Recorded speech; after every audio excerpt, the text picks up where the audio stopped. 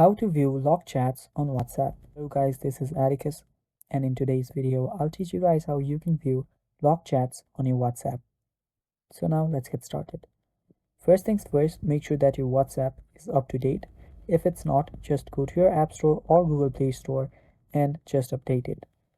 After you've done that, open up your WhatsApp, and after you open your WhatsApp, you will see the archived or not.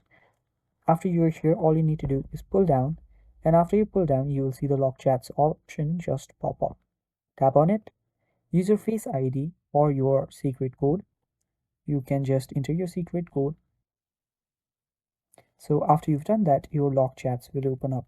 So from here, you can just open it up and check it out. You can even go to more and then just unlock the chat. So yeah, that is basically how you view your lock chats on your WhatsApp. And yeah, that is all for this video. Thanks for watching. Stay tuned for more.